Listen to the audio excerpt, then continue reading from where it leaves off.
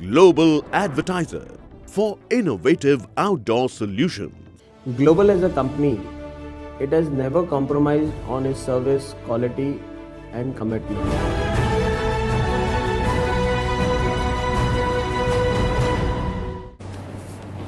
नमस्कार सबको। चारों तरफ कोरोना की वजह से सब लोग बड़े निराश हैं और इस माहौल में एक छोटी सी आशा की किरण दिखाई दे रही है। कुछ देशों में प्लाज्मा टेक्नोलॉजी का इस्तेमाल किया गया विदेशों में और उसके नतीजे अच्छे आए।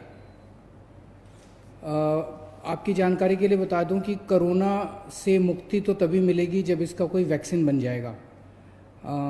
वैक्सीन लगाने से जैसे दूसरे कई सारे वायरस की जो बीमारियां होती हैं, अगर उसका वैक्सीन आप लगा लें तो वैक्सीन लगाने से वो बीमारी होती नहीं है। तो इससे मुक्ति तो तभी मिलेगी जब वैक्सीन मिल जाएगा।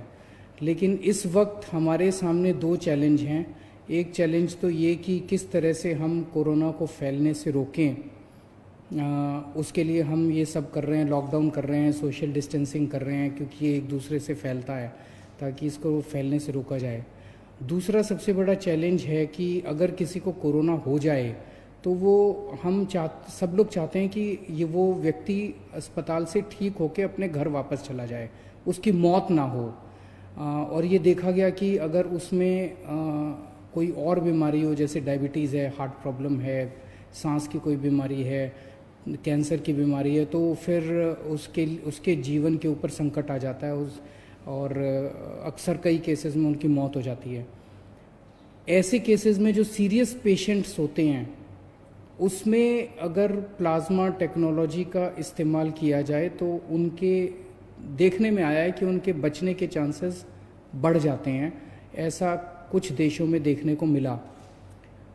दिल्ली के हमारे कुछ डॉक्टर्स ने इसके ऊपर काफ़ी अध्ययन किया और इसका ट्रायल करने के लिए तैयारी शुरू की है।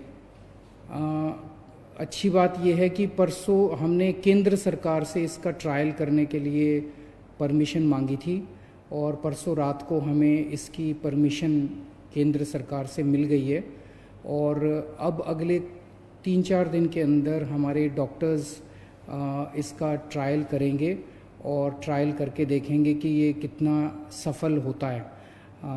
अगर ये इसमें सफलता मिलती है तो ये हमारे लिए एक अच्छी बात होगी, क्योंकि फिर हम सीरियस पेशेंट्स को की ज़िंदगी बचा पाएंगे। मौत होने से लोगों को एक तो मौत तो ज़िंदगी और मौत तो ऊपर वाले के हाथ में है। हम सब लोग कोशिश कर सकते हैं, लेकिन अभी ये अगर सक्सेसफुल होता है, सफल होता है, तो फिर लोगों के चांसेस बच जाने के चांसेस बढ़ जाते हैं। लेकिन अभी मैं साफ साफ कर दूं कि ये केवल ट्रायल स्टेज पे है और ये सफल होगा कि नहीं होगा ये अगले हमें 4-5 दिन के अंदर डॉक्टर्स जब ट्रायल करके देखेंगे तो पता चलेगा। ये टेक्नोलॉजी क्या है? इस टेक्नोलॉजी में जिस व्यक्ति को कोरोना एक बारी हो जाता है, वो जब ठीक होता है तो उसके शरीर में, उसके खून में एंटीबॉडीज़ डेवलप हो जाते हैं। ये एंटीबॉडीज़ उसको ठीक होने में मदद करते हैं। तो ऐसा व्यक्ति जो कोरोना से ठीक हो गया, उससे वो अपना रक्तदान करता है। उससे जैसे हम ब्लड डोनेशन करते हैं, ऐसे ही ठीक हुए कोरोना के व्यक्ति से रक्त लिया जाता है। 1 बोतल खून देता है वो, और उसमें से, उसके खून में से प्लाज्मा निकाला जाता है और वो प्लाज्मा को एनरिच किया जाता है और उस एनरिच्ड प्लाज्मा को किसी दूसरे पेशेंट में इंजेक्ट कर दिया जाता है। उसके पेशेंट में दूसरे पेशेंट में जो भी बीमार है उसमें डाल दिया जाता है। तो उसके नए पेशेंट में वो प्लाज्मा के एंटीबॉडीज़ चले जाते हैं और उसके अंदर ठीक होने वाले एंटीबॉडीज़ डेवलप हो जाते हैं। तो इस तरह से ये टेक्नोलॉजी काम करती है। हम सब लोग प्रार्थना करते हैं कि हमारा ये ट्रायल सक्सेसफुल हो। अगर सक्सेसफुल होता है तो इससे एक उम्मीद बंधेगी और भी कुछ राज्य जैसे मुझे पता चला है केरला, महाराष्ट्र वगैरह इसके ऊपर काम कर रहे हैं, और मैं उम्मीद करता हूं कि सबके प्रयास इस बारे में सफल हों। दिल्ली में लगभग 57 के करीब हम लोगों ने कंटेनमेंट जोन्स बनाए हैं। जैसे मैं रोज़ बताता हूँ, कंटेनमेंट जोन वो हैं जहाँ पे हमें 3 या 3 से ज़्यादा, अगर किसी कॉलोनी के अंदर हमें या किसी गली के अंदर 3 या 3 से ज़्यादा कोरोना के मरीज मिलते हैं, तो उसको हम चारों तरफ से कॉलोनी को सील कर देते हैं। वहाँ के रहने वाले लोगों को बाहर नहीं आने देते और बाहर के लोगों को अंदर नहीं जाने देते, ताकि बीमारी बाहर ना फैले।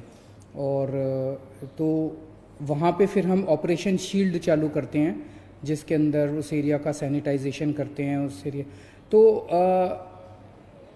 ऐसे कंटेनमेंट जोन्स के अंदर क्या क्या किया जाता है, इस बारे में अभी कई सारी गलतफहमियां हैं। क्योंकि मेरे पास बहुत सारे फ़ोन आते हैं, बहुत सारे मैसेजेस आते हैं, और अक्सर मैसेज ये आता है कि सर हमारे एरिया को कंटेनमेंट जोन तो बना दिया, लेकिन अभी तक हमारे यहाँ पे कोई भी सैंपल लेने नहीं आया हमारा। तो मैं आपकी जानकारी के लिए बता दूं, कंटेनमेंट जोन में जैसे कंटेनमेंट जोन लागू किया जाता है, वहाँ पे सबसे पहला काम किया जाता है, आपके लिए एसेंशियल सर्विसेज की इंतज़ाम किया जाता है। तो आपके एरिया को सील कर दिया, और वहाँ पे आपके जो सील किया बाउंड्री के ऊपर आपके लिए सब्जी वाले का, दवाई वाले का, इसका सबका इंतज़ाम किया जाता है। पुलिस वाले व्हाट्सएप ग्रुप बनाते हैं, व्हाट्सएप ग्रुप के अंदर आप लोग लिखते हैं कि हमें ये वाला सामान चाहिए, वो वाला सामान आपको मुहैया कराया जाता है। तो एक पहला काम किया जाता है, एसेंशियल सर्विसेज का इंतज़ाम किया जाता है। एक काम किया जाता है, सैनिटाइजेशन किया जाता है पूरे एरिया का। जो मशीनें मैंने बताया था, उन मशीनों के ज़रिए उस एरिया को पूरे को सैनिटाइज किया जाता है। फिर डोर टू डोर सर्वे किया जाता है। सर्वे सबका होता है, हर एक के घर में कोई ना कोई दिल्ली सरकार की टीम जाती है और उनसे पूछती है कि आपके घर में कोई बीमार तो नहीं है, बुखार तो नहीं है, किसी को सांस की शिकायत तो नहीं है। तो जो कोरोना के सिम्टम्स हैं वो पूछते हैं कि आपको कोई ये सिम्टम्स तो नहीं है। ये सर्वे 100% लोगों का होता है। अगर किसी कंटेनमेंट जोन में अभी तक नहीं हुआ तो हो सकता है 2-4 दिन में हो जाए, क्योंकि बहुत ज़्यादा कंटेनमेंट जोन बन गए हैं, टीम्स थोड़ी सी कई बार कम पड़ जाती है एसडीएम के पास, तो वो 100% का होगा। जो लोग सिम्टम्स मिलते हैं जिन लोगों के कोरोना के, उन लोगों का केवल सैंपल लिया जाता है।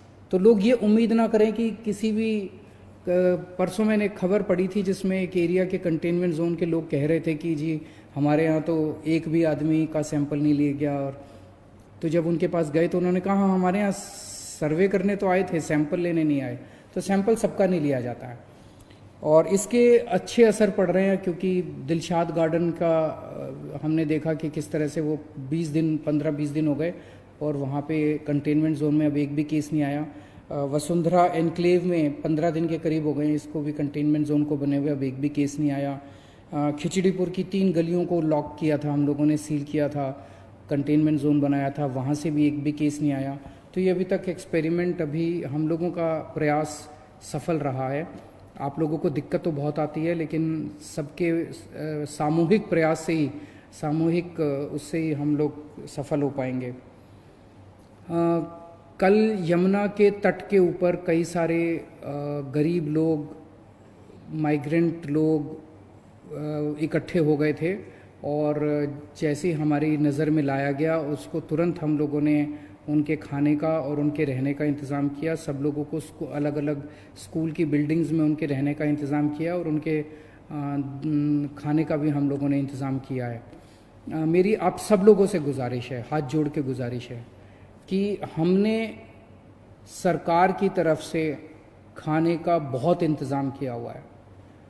कल भी 9 लाख लोगों ने लंच किया है और 9 लाख लोगों ने डिनर किया है, पका हुआ खाना। और कोई 9 लाख की बजाय 15 लाख भी लोग आ जाएंगे ना, 20 लाख भी लोग आ जाएंगे, उनका भी हम इंतजाम कर देंगे। तो खाने की कोई कमी नहीं है। उसी तरह से मैं बार बार बताता हूं कि 71 लाख लोगों को हमने राशन दे दिया जिनके पास राशन कार्ड थे, और जिनके पास राशन कार्ड नहीं थे उनको अभी राशन देने का सिलसिला जारी है। मेरी सभी मीडिया के साथियों से हाथ जोड़ के रिक्वेस्ट है और मेरी सभी आम नागरिकों से भी हाथ जोड़ के रिक्वेस्ट है कि इतना अरेंजमेंट करने के बावजूद भी जो बहुत गरीब लोग हैं उन लोगों को पता नहीं चल पाता कि सरकार ने क्या अरेंजमेंट कर रखा है। उन लोगों को पता नहीं चल पाता कि सरकार ने कहाँ अरेंजमेंट कर रखा है, मैं कहाँ जाऊँ, अगर कोई भूखा है तो वो कहाँ जाए।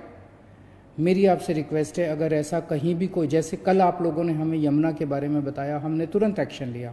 ऐसे ही मैं सोशल मीडिया के ऊपर हमारी पूरी टीम लगी हुई है।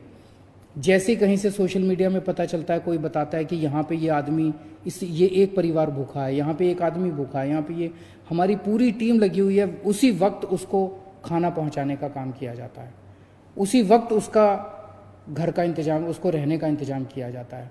आप हमें बताइए कहाँ कौन भूखा है, हम उस तक खाना पहुँचाएंगे, ये जिम्मेदारी हमारी है। या अगर हमने जहाँ जहाँ हमारे सेंटर चल रहे हैं खाने के, उन सब जगहों की लिस्ट हमने पूरे नक्शे के ऊपर डाल दी है। अगर आपके लिए संभव हो, आप उस व्यक्ति को खाने वाली जगह ले जाइए, आप उसको खाना खिला दीजिए, बहुत पुण्य का काम है। इस वक्त सबकी जिम्मेदारी बनती है, ना कोई अकेली सरकार काम कर सकती है, ना कोई अकेली कोई एजेंसी सफल हो सकती है। सब लोग मिलके काम करेंगे तभी हम लोग सफल होंगे। तो मेरी आप सब लोगों से, मीडिया में एक जगह मैं देख रहा था, उन्होंने कहा कि इन लोगों ने एक वेबसाइट चालू कर दी है कि जिनके पास राशन कार्ड नहीं है वो राशन कार्ड के लिए अप्लाई करें। तो वेबसाइट पे कौन से गरीब लोग आ सकते हैं।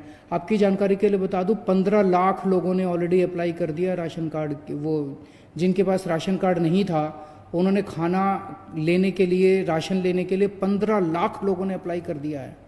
मैं समझता हूं कि सब गरीब लोगों को इसके बारे में नहीं पता चलेगा, लेकिन हमारी जिम्मेदारी, हम सबको बताएं ना।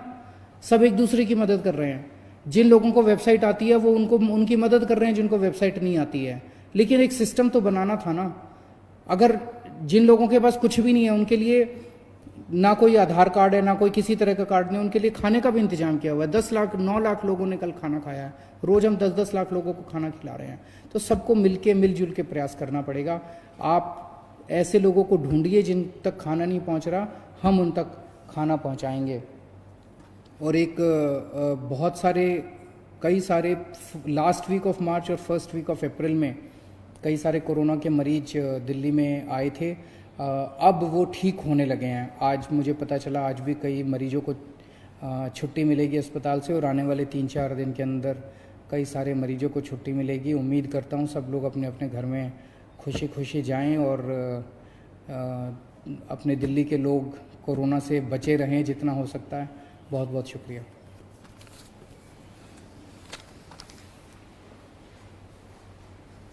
मुंबई रफ्तार न्यूज़ की खबरें पसंद आने पर हमारे YouTube चैनल को सब्सक्राइब करें और लाइक करें।